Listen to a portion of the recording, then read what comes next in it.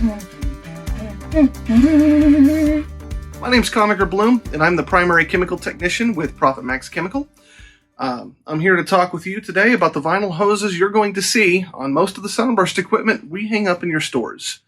Now, provided the machine you're using is not a master blaster, you will see a vinyl hose looking much like this dangling below it into the sink or floor drain in some cases.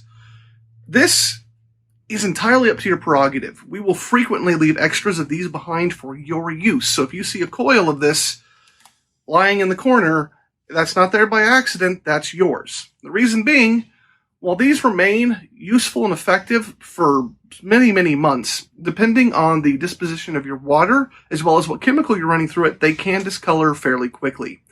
If you find yourself in a position where the vinyl hose has either become old and cracked, which you can tell it'll become stiff, hard, and not very pliable, or if it simply has become a color you don't like, and you have some extra lying around, it's not difficult to replace it.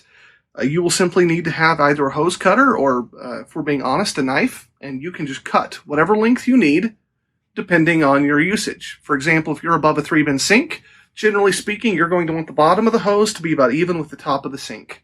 That way the water doesn't splash everywhere and you don't get soaked every time you turn it on. If you find some on the floor, you need to make sure that it is not hooked up to the drain cleaner, as many of the trap tenders are put beneath the sink so that they have easier access to the floor drains. Also, many of these will be held up by a worm gear clamp, in which case you probably will need a screwdriver to loosen the worm gear clamp and then swap these out.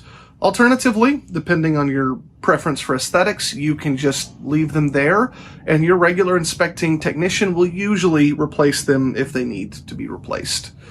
This is not something worthy of a work order, but if you already have a work order and you're having a problem with these, an extra detail is very well appreciated by technicians. You do need to be careful about cutting these too short. If you're in a 3-bin sink and you cut these too short, they'll have a tendency to splash you when you don't want to be splashed, or get the counter wet when you're trying to dry stuff. Point is, you want this stuff to be long enough to get the liquid where it needs to go without hitting anything else on the way down.